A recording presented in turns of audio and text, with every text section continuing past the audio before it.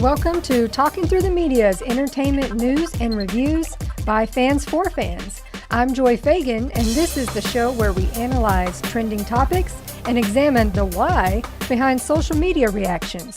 Tonight, we're diving into the concept of TVQ and actors whose TVQ dropped, the Minecraft movie's record-breaking success, and revisiting the Star Wars Toxicfandom issue that John Boyega called out. All that and more on this episode of Talking Through the Medias. E3 Media. Well, prepare yourself, guys. This is Talking Through the Medias, your home for entertainment news and reviews by fans for fans. I am your host, Chris Fagan, and joining me today, as always, is, let me make sure I get this right, Joy Fagan. How you doing, babe? Hey.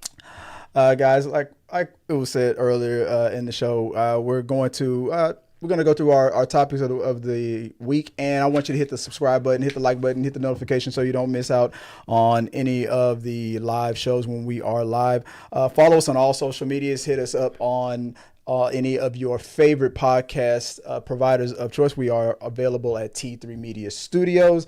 And just let us know what you guys want to talk about as far as these topics that we're going to talk about tonight, or any other topics that you want to talk about. Hit us up on the live chat and just send us your thoughts and comments or questions. If you want to support the channel, you can always do that by becoming a member or by just donating and sending a super chat or donation question here on the live chat or at streamlabs.com/T3 Media Studio/tips. And we'll give you a shout out during the show, during the We Got Your Mail portion of the show.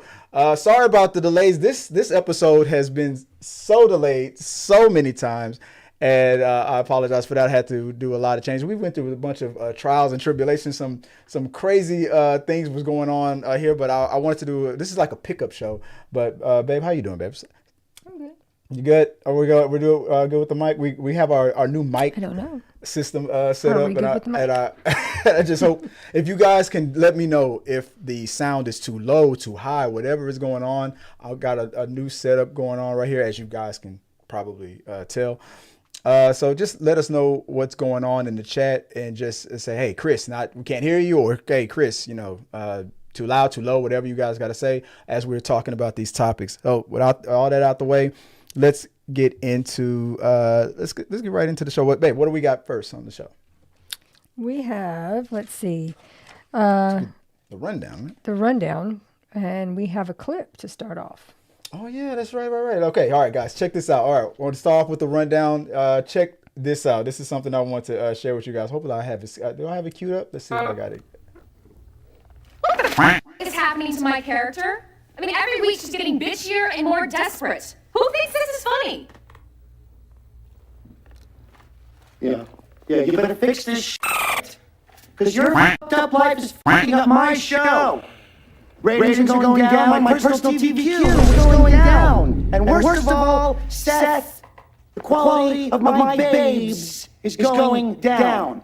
Guys, when Jason Bateman was in the comedy Love Stinks, that line that he said, it always tickled me. It was always funny when he said, the quality of my babes is going down, my personal TVQ is going down. It was something he said in the movie Love Stinks, 1999, with starring Fritz Stewart. But I'm going to start saying now starring Fritz Stewart and Jason Bateman, since everybody loves Jason Bateman. But the TVQ, the reference that was made to TVQ in the television industry, TVQ is a metric used to, let's see what it says, measure the popularity and the appeal of a personality, brand, or a show. It essentially qualifies how well liked and recognized someone or something is. Therefore, when his character says his TVQ is going down, he means that his perceived popularity or liability is decreasing. It's important to note that while TVQ is a real industry term, it's used in the movie. Its use in the movie, is for comedic effect, applying it to a personal, general social standing. So I wanted to talk about TVQs and actors. I do a rundown of actors whose TVQ went down after certain scandals or certain movies. Certain, like, was it the scripts that did it? Was it the movie that did it?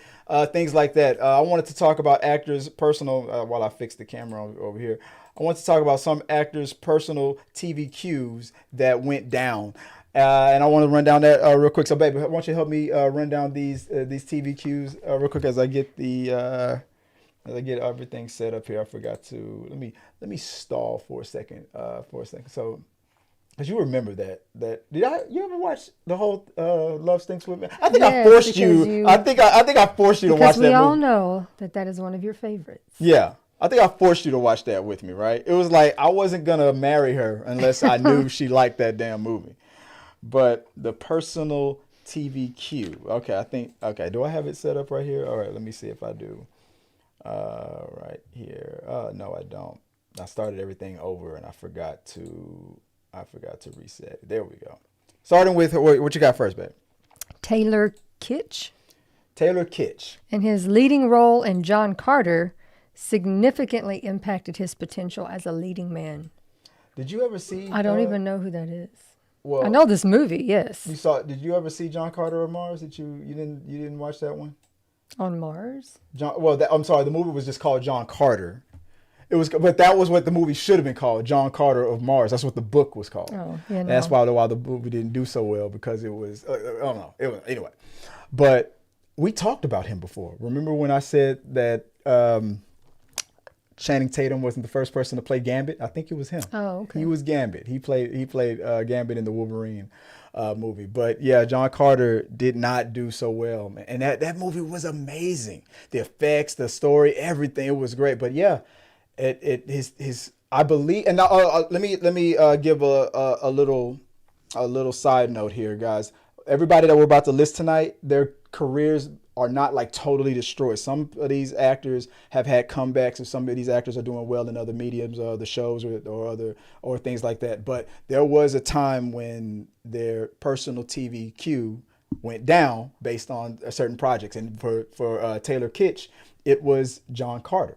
But the book was called John Carter of Mars. That was one of the criticisms. They should have called it John Carter of Mars, but I think the studio didn't think that it was a good title, so they just called it John Carter. But John Carter, that could be anything. Well, you hear the name John Carter. It was a movie called John Carter. What's it about? Was the confusion. What's it about? John Carter. That's a drama. It's a romance. What is it? It's Jerry Maguire. What is it? It doesn't make any sense. Mm-hmm. But John Carter of Mars, it tells you what it is. But anyway, movie was great. Movie flopped, and his personal TV queue went down. But I think he's doing good now. Who's run it down real quick? Who's next? Who you got? Army Hammer. The Sham Hammer. Yeah, we all know why why his personal TBQ went down. He was eating or allegedly threatening to eat cannibalism. People. Yeah, and I think I talked to Tabitha about this, but recently he came back up in the news.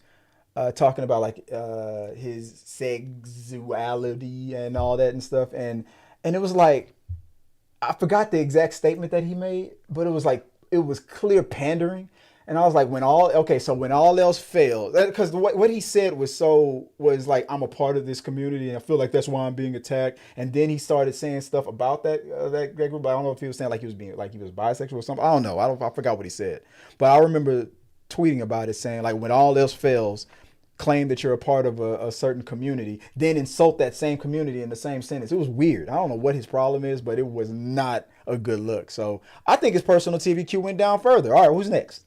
Amber Heard.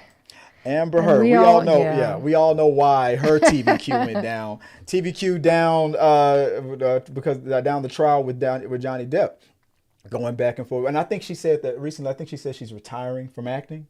I think she tried to have a little comeback by trying to be one of Elon Musk's harems or whatever you want to call it. I don't know what she was trying to be. I don't want to be associated with that either. She was trying to be one of his baby mamas, trying to get on that gravy train, but it didn't work out for her and everything. So we all know why that TVQ went down. Who was next? Hayden Christensen and his role in Star Wars prequel trilogy negatively impacted him for a period of time. His career was hit so hard. Also, not the only actor from the prequel series that when like the young man who played Jar Jar Binks. Yeah, he went through a very dark time in his life. Hayden Christensen, the young little boy who he's not a young boy anymore, but the boy who played Anakin as a kid. Yeah, a lot of toxicity, man. If I swear, if the internet existed or social media existed the way it did does today back then, oh man, it probably would have been 10 times worse in the hate. But yeah. But basically, unaliving those younglings is why his TVQ went down. But yeah, that was real bad for Hayden. What was the next one? Jamie Kennedy. From the Jamie Kennedy Experience. Okay, come on. His TV. Yes, I was gonna say I don't know that it was just the Son of the Mask. I think he had several projects that didn't go over. Well, that's why I said that his TVQ met the same fate that Randy made. That's why I wrote that down in the lower third. I mean, looking kind of rough. I don't know, man. I don't know what's going on with his image consultant right there, but he looks like his TVQ is looking like it's gone to hell. But yeah, I'm surprised that I'm hoping that he'll get a call for Scream. I mean, he on part 3, his character had the foresight to make a tape about if I don't make it, this, blah, blah, and give Sydney some advice. I'm hoping, like you said, like I said before, my theory is that I feel like Ghostface should use AI, and then with AI, you could bring back past victims with fake videos and stuff like that and fake phone calls. I think that would be brilliant, but that's one way to bring back Randy. Bring back Randy. # bring back Randy. All right. What do we have next on the list? Lindsay Lohan. Lindsay Lohan on Freaky Friday TVQ comeback queen. Are you looking for? Okay, so it was that her reasons for her TVQ going down, her popularity. Hers was a lot of. I don't know that it was movies so much. It was outside. It was the kind of like the Britney Spears decisions. She had lots of under the influence of drugs and drunk drive. I think she had a lot of bad decisions in her personal life that really made people just stay away. Yeah. And she made some attempts that again didn't stick because she wasn't okay still. Now she's finally in a really good place in her life, and so now her career's on is doing much better. If you had to guess, what do you think? Will Freakier Friday be a TVQ rise? Will it be a comeback for her career, or do you think she'll find like a steady, do you think she'll ever get back to the level of fame that she was in her prime? Or I don't know about that Mean same Girls level, but I don't know about that. But I mean, I definitely, I feel like I want to see this movie. Yeah, I I loved the first one, and I love Jamie Lee Curtis, and I'm anxious to see them together again. I'm hopeful that it will be a good movie. Let me know in the chat. What do you guys think? Do you think Lindsay? That's a good one. On any of the ones that we were discussing, or give me some names that you want to add whose TVQ has gone down. Who else did we have on the list? Was that Brandon Routh? Brandon Routh. This is a personal one for me. I'm sorry. For me,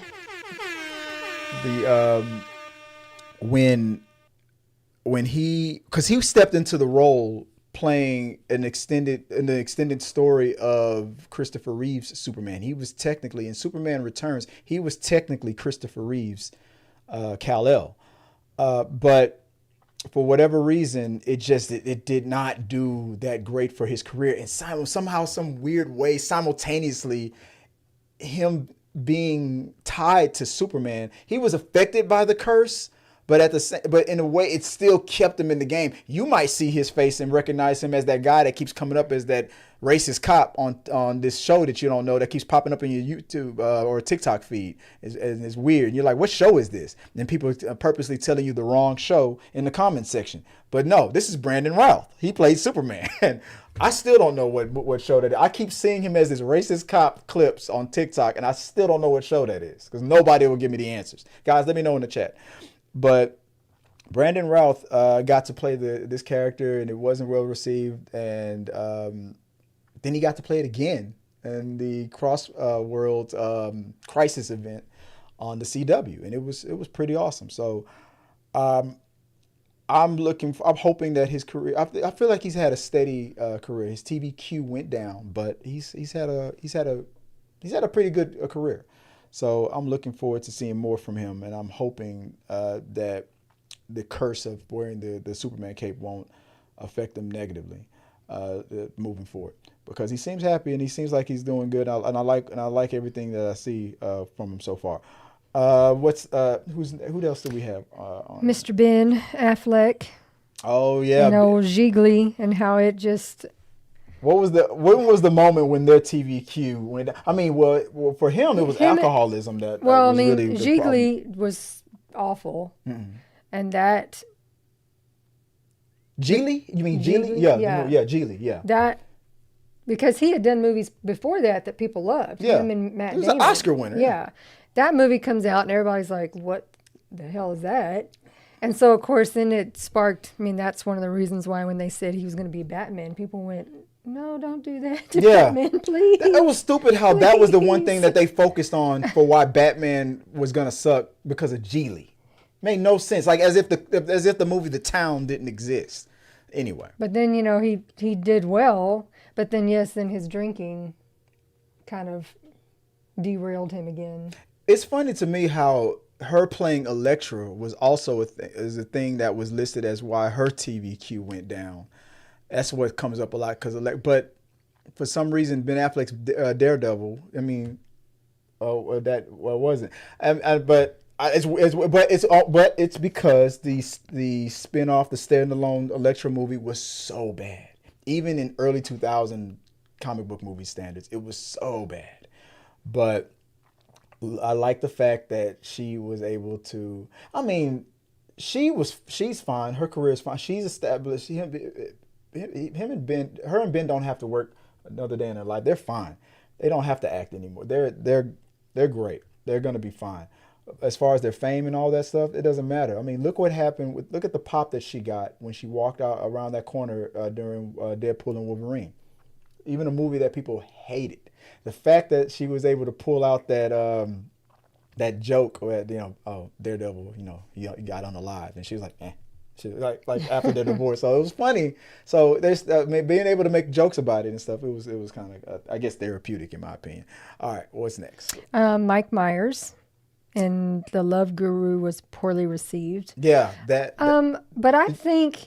Did you ever see The Love Guru? I've seen, yes. I mean, many moons ago. But I think some of that was that type of movie was on its way out. Yeah. It had been him playing that type of character. He had done it so many times, and that style of movie was just on its way out the door. And the way it was executed wasn't as great as because now that it's Austin been Powers so and stuff, long removed, and he hasn't done a lot of stuff. Now we've got nostalgia factor, so people seeing him pop up now doing things, people are like, I'd really like to see him do something like that again. Like they're kind of ready. All right, we've had enough of a break. We'd like to see him do something like that again. Seeing him pop up in the Bohemian Rhapsody movie was a surprise to a lot of people. He was playing a producer, the producer of Queen, and it was so. And now seeing him lately in Saturday Night Live again. But Love Guru broke him when that movie was not well received. It crushed his spirit, and he pulled out of the game for a minute. And but it's good to see that he's coming back, and I hope that means an Austin Powers movie in the future. Is that the last one? Yes, that was the last one. That was the last one. All right, guys. Yeah. So actors' personal TV queue, their popularity, their standing in Hollywood. Let me know what you guys think. What actor do you want to throw in the list? Whose personal TV queue went down? Whose quality of babes was suffered because of it? And let me know in the box below, and we'll talk about it some other time. All right, guys.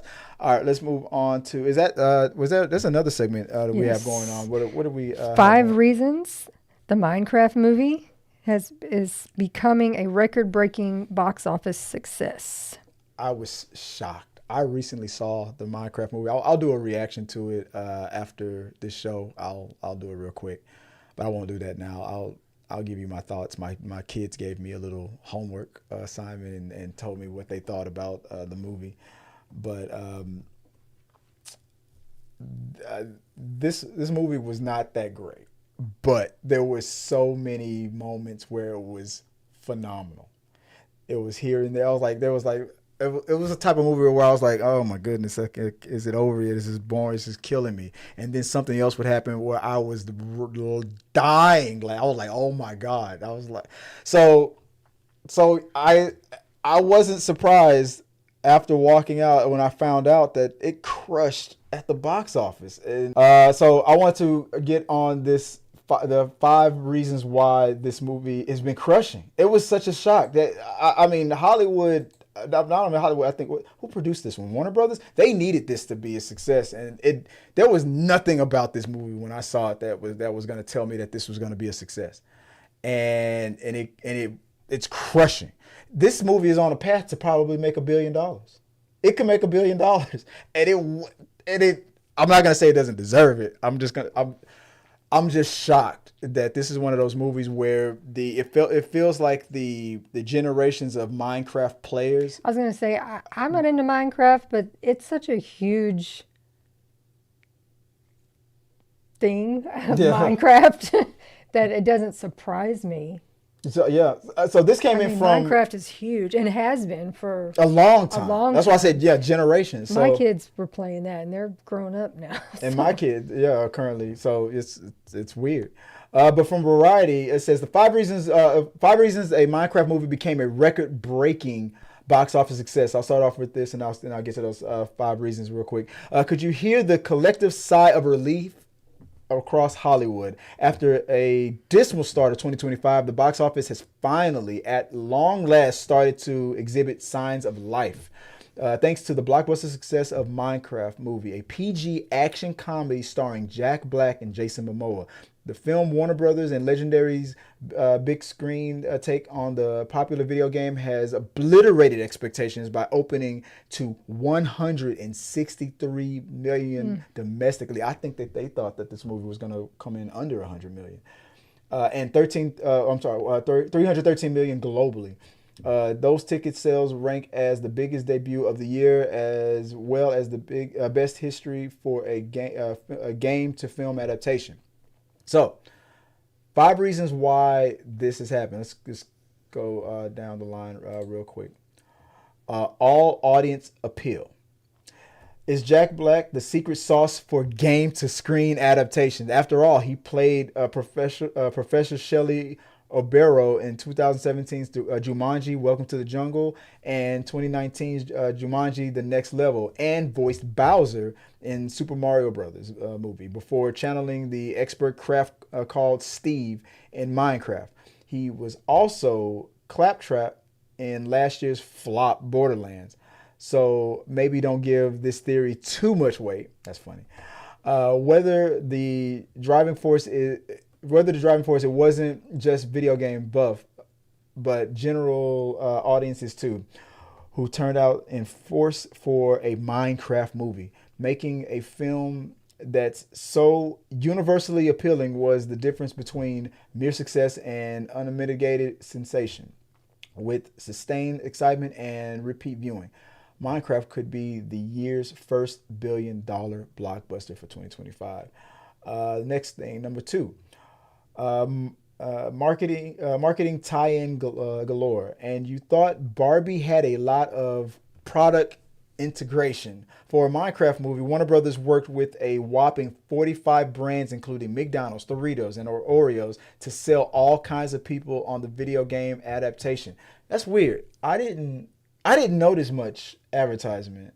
I mean, usually when an ad hits me, it's because a YouTube ad or something would pop in. But did you notice much marketing? Well, I mean, was this marketing in the movie? Did you see a? I couldn't tell. I don't know about the product. I'm sure it was the product placement, maybe, but I didn't notice it. I just even reading those. I know that I have seen a lot of Minecraft stuff lately. So you notice a little bit, but I couldn't tell you which brands. But yes, I have seen a lot of Minecraft on products at the store. Just I can't name to you which ones I saw, but yes, I've seen it kind of everywhere.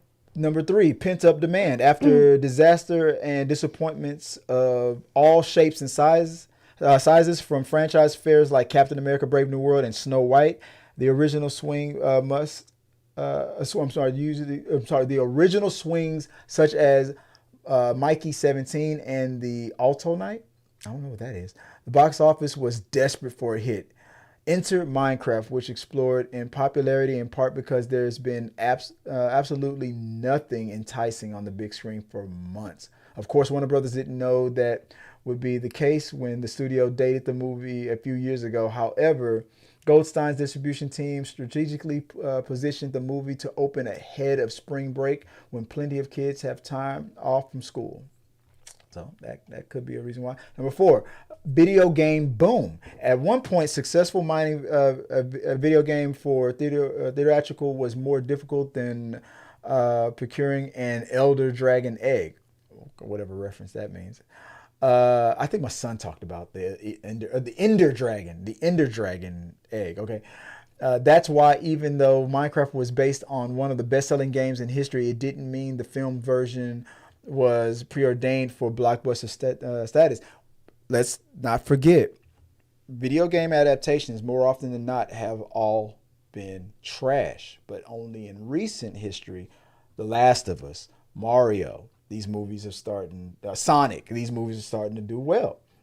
So it makes sense that, I mean, there's a video game boom, because just like with comic book movies, that when quality writers start putting quality work in these genres, you can see the difference. And I feel like that's what's happening nowadays. And it's like the Hollywood isn't like thumbing their nose up at comic book movies or at video game movies. So now we're getting better quality outcomes. Number 5, social media supernova. Does the phrase chicken jockey mean anything to you? No, it does not. If the answer is no, then congratulations, because you likely don't lose half your day to mindless scrolling on TikTok. Well, allow us to explain. Viral videos have been circulating online of people ranking the movie's best line. I yearned for the mines is among the favorite, and moviegoers erupting into spontaneous cheers and hollering over some particular silly scenes, like when a Black and Momoa's character face off in a boxing ring against a baby zombie riding a wacky bird, allowing the chicken jockey to commence. Such trends like gentle minions from Minions: The Rise of Gru, where moviegoers filmed themselves wearing suits to the multiplex, have stoked positive word of mouth after taking off organically. Okay, so I mean, so did the kids overall like it or not like it? They overall liked it. A mixed bag for them. It was more like than. There was some criticisms, and I'll get into that later on after the show when I sit down and across the way and do my review. But it was a mixed bag. I'll give them that. But they overall liked it. I think they would give it a positive score overall. But there you have it, guys. That's the 5 reasons why Variety says that the Minecraft movie is crushing. What do you guys think? Are you going to go check out Minecraft? Do you think this is going to be another or the first $1 billion movie of 2025? Let me know your thoughts, and let's talk about it later, guys. All right. We're going to take a second, because I said between the rundown and why is that trending, I'm just gonna start doing ad breaks, and I'm gonna incorporate that. So I came up with an ad break, or a little quick ad break, but I don't think I don't think I have it. So I'm gonna play this. It's gonna be a 1 minute break. Go take some time to go take a bathroom break, whatever you want to think about, whatever questions you want to ask, all that stuff. 1 minute, we'll be right back, but we're gonna take a few 60 seconds, and we'll be right back after this. So check this out, guys.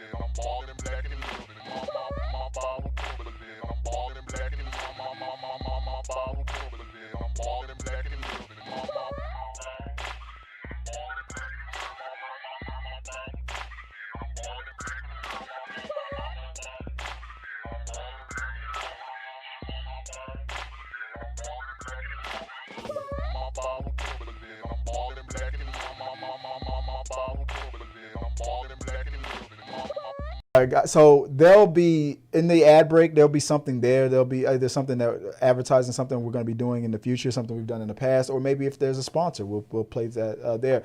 But that ad break is going to be in place to give us a chance to go from Studio A, where we're at right now, to Studio B, where we're going to mostly be in the lounge is what I call it, where we sit at the chairs and we do our reviews, or we talk about why is that trending. That's going to be the space where we do the why is that trending segment, where we go deeper into those topics, and or we do reviews or reactions and things like that. That's where we're going to be sitting. But since I did not have time, like I said, it's been a hectic week. I didn't have time to set that all up, and so we're just going to do it from here. But for why is that trending, babe? What do we have? What for the topic for why is that trending? We are revisiting our Why Is That Trending segment, focusing on Star Wars toxic fandom problem, as called out by John Boyega. For context, John Boyega's recent comments about racism within the Star Wars fandom have ignited a firestorm, revealing deep-seated issues within the community. That's putting it lightly. So, John Boyega basically called out all the freaks and framers and all those guys, and was like, yeah, y'all seem to have a lot of smoke for the women, the people of color, the this and that, and he wasn't wrong. And here's why he wasn't wrong. Because those same people that he was mentioned, that he didn't name, but everybody knew the types of channels that he's talking about, were the ones to attack. It's that thing where people want to be victims. These are the type of people that call everybody else snowflakes, but they want to be victims so bad. They say everybody else is doing identity politics, but yet they feel like after all the negative, nasty, and racial things that they have said about people in Hollywood or in general, these are the same guys who will be flabbergasting, pearl clutching when they're called out for it, or if they're called racist. It's as if the worst thing is as if me being called the N-word is second or third or fourth in line to them being called racist. That's the worst thing in the world you can call me. No, it's not. It's like, and it's funny because, but anyway. But we'll get into some of these clowns. So for what we do here now on this channel for why is that trending, we'll get into like the analytics of the comparisons of the coverage and media of what's been going down. So social media analysis, the reaction from YouTubers like Yellow Flash 2, Nerdrotics Daily, and Star Wars Theory demonstrates a disturbing pattern of denial and aggression, highlighting a significant problem within the Star Wars online community. I'm going to start off with the first one. What I said, the first person here, baby. If you don't mind, read, I'm gonna put it up on. But could you read me the first one real quick? Right Yellow Flash 2. A channel that I've never heard of before, but and you know I don't watch him, but Yellow Flash 2. His rhetoric focused. I watched some of what he had to say. So his rhetoric focused on. I'm reading from my homework here, by the way, guys. His rhetoric focused on dismissing Boyega's concerns by framing them as attention-seeking behavior. He minimized the impact of racist harassment by shifting blame on Disney writing. He used dismissive language towards the actor and fans who disagreed with his views, which is what do they call it? Parts of the course. What do they call that? What's that? Business as usual is what I'm gonna call it for channels like his, where. I mean, look right next. That's what I have right here on the lower third. Look at the lower third. Look what I got right here next to it. Look. I did the same thing for that Mecha Random 42 person. It's the same template. The big bold white, and then with the red letters on the left side of the thumbnail, and then the picture of the target with the mean eyes and whatever, the glowing eyes and stuff. And it's always the same. Whenever and his channel is just like all the rest of them. Whenever they're a dog with a bone, then the next 5 to 10 to 20 videos is that one topic. They will constantly, and I got to give it to these fans that follow this type of conversation. They're loyal to it.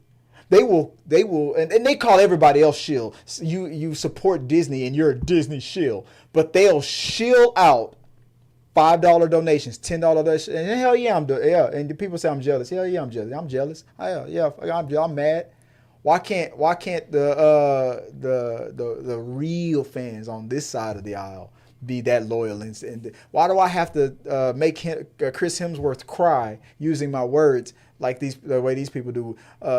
Captain Marvel, these types of guys, and they get $5 donations here, $10 donation there for saying the same old knock jokes every day. And just like I said about Mecha Random 42, where they and then when you call them out, then they get all pearl clutching. They have to build their little fortress of solitude of personal emotional safety behind a wall of Legos. They stack up their Legos and no talk about me, you're being mean, but yet they can say whatever they want. I mean, it's like I said, it's business as usual. Anyway, that's my rant on that dude. But that guy. Who else was on the list? Nerdrotic. Nerdrotic. This guy here, man. I mean, Bushwhacker B-Made is what I'm gonna call him out. Like I said, look at the template. Look at the thumbnail. I said that these type of people, these types of channels, they have a ceiling. They only hit a certain number of subscribers, but in recent years, they've surpassed that number. Now these guys are getting to 1 million subscribers now.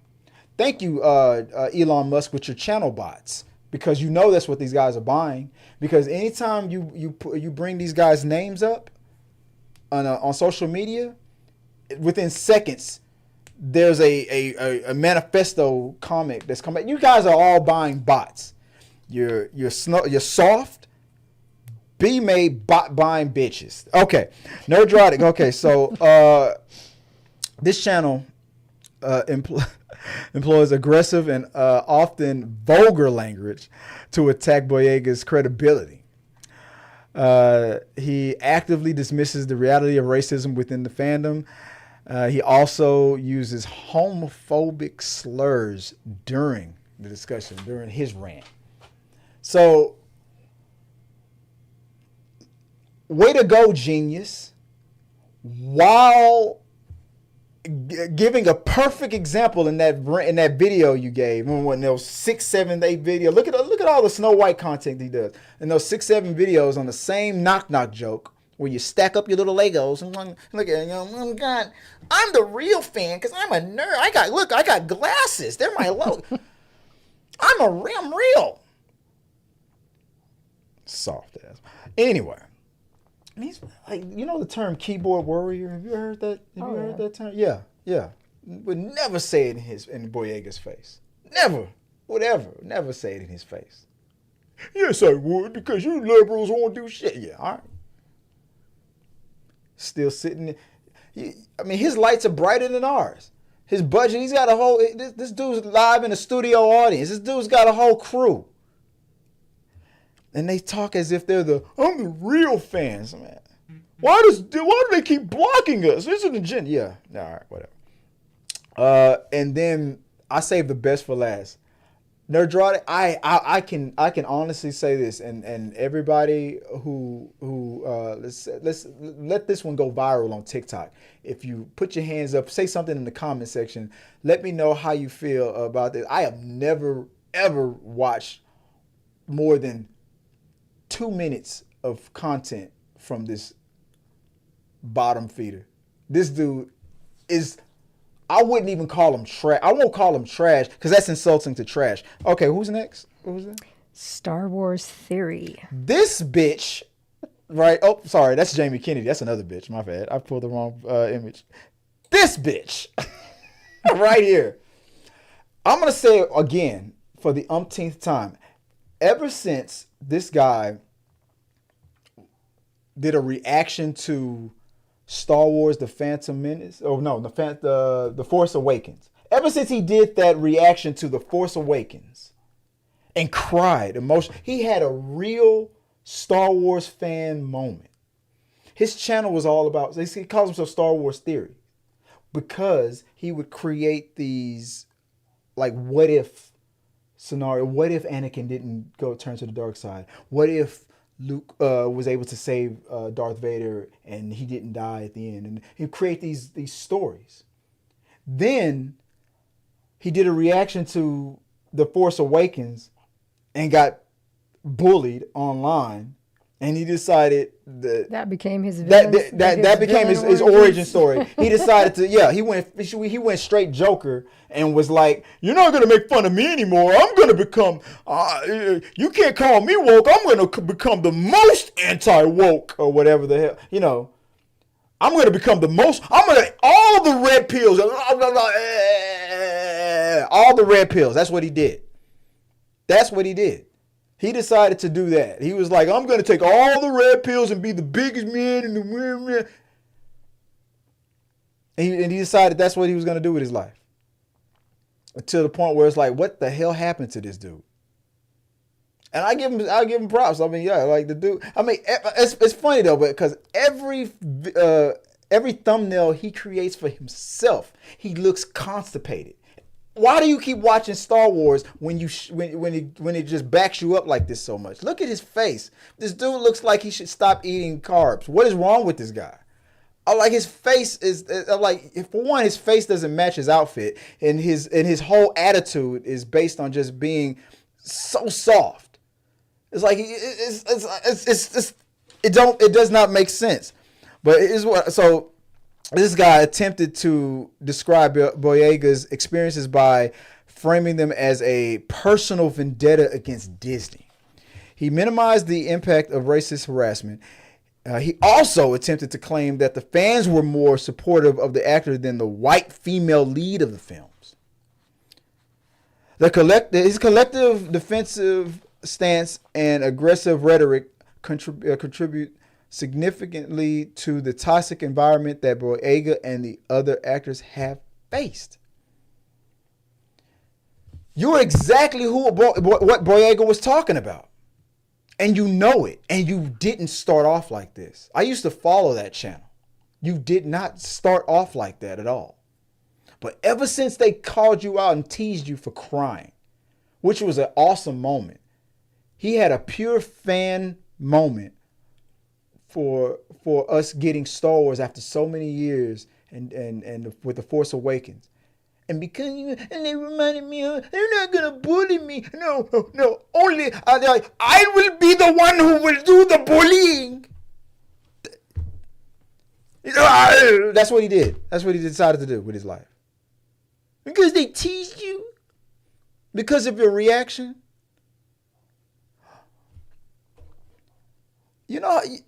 You know how many times I get called the N-word in my comment section? You know how many times I get talked about? I mean, hey, I don't have as many followers as you did back then, and I have what you do now, and I'm sure that the level of teasing and bullying and on online, but I guess because we're Generation X and we're from a whole new generation. We're from that generation, when people used to do those yo mama jokes and right in your face. I don't give a. Or you wanted to hurt it. That the whole point of those was to hurt somebody bad, because then you knew you did a good roast. Yeah. Like burn. And this dude, and that was his reaction to it. They talked about him for crying from he had a real moment. And then all of a sudden he's like, no, I'm not like that. Give me those red pills.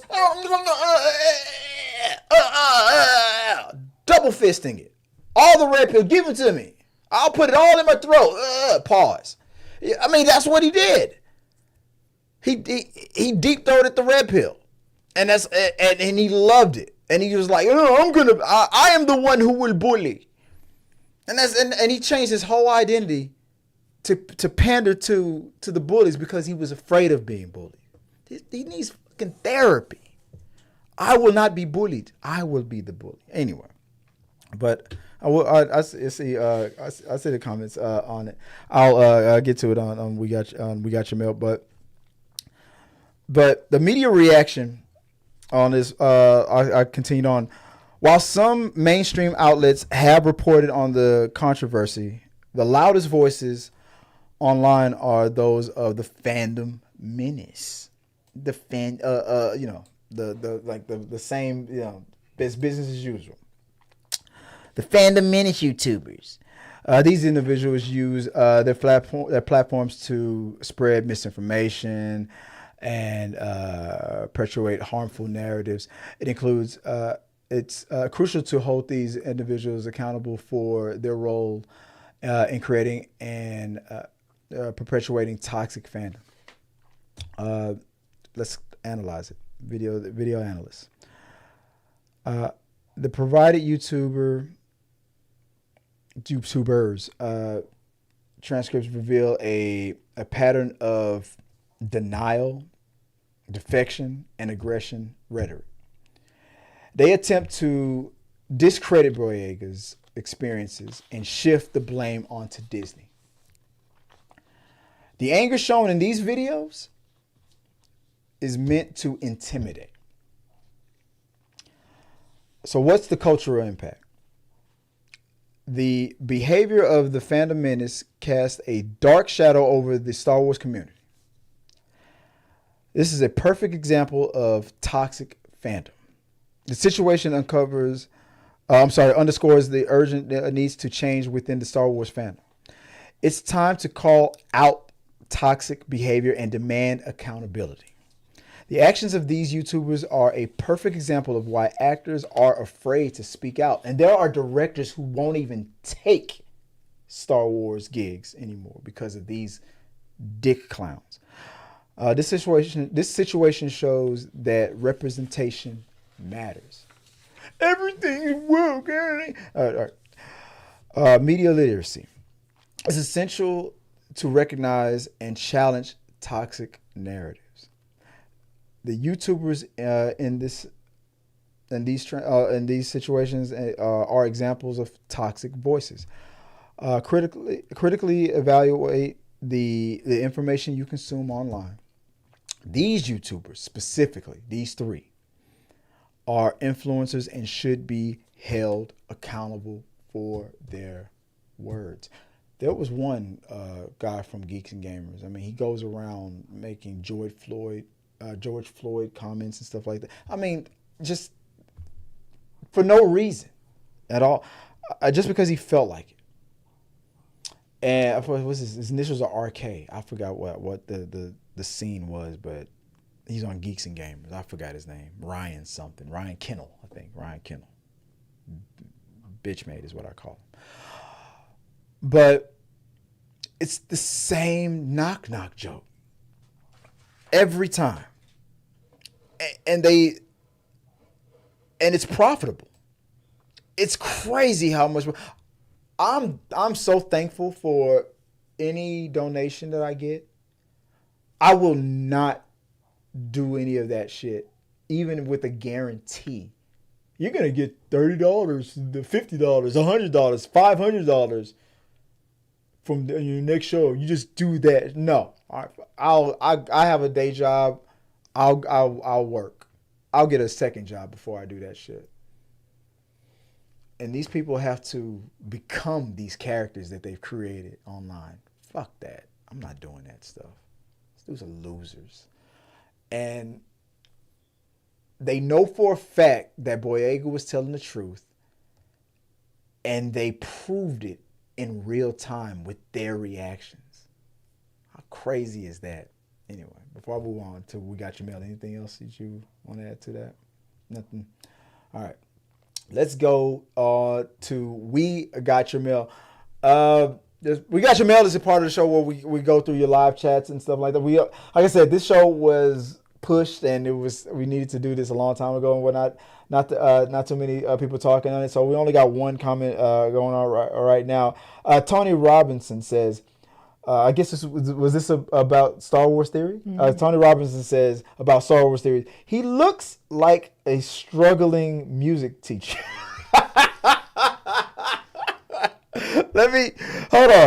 Hold on, wait, what?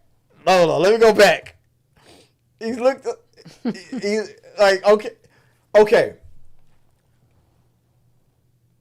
In this picture right here, it's like the third grade orchestra band is trying to play the Star Spangled Banner, and he's like, what the fuck is Frank doing with the French? Oh, God, come on. Yeah, that's not, what is it? What did he say on What was that? Whiplash? What was that movie with J.K. Rowling? That's not quite my tempo. That's not quite my tempo. He looks like a struggling music teacher. That's it. That's the personality right there. That's the persona right there. Every time I hear the Imperial March on the Star Wars movie, I want to think about this guy, and the guy on the tuba fucks it up, and then he's the conductor. He's like, God fucking damn it, Dave! You fucked it up again. You fucked up. You ruined Star Wars for me. Yeah. That's exactly what this dude is. This dude looks like a retired struggling music teacher. No, he looks like he came up with his own folk album that went wood in the billboards or whatever. I mean, and he's like now he's just, I don't know.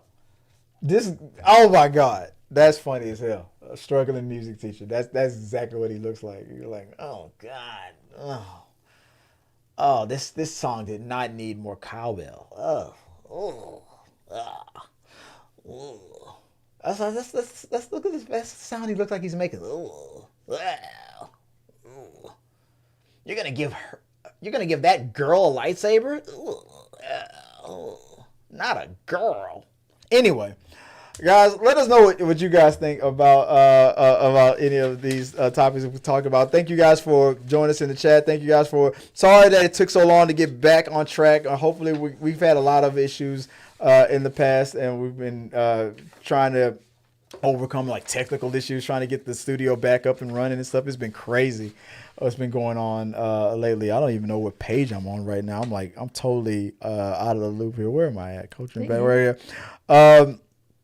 So that's all the time we have for today, guys.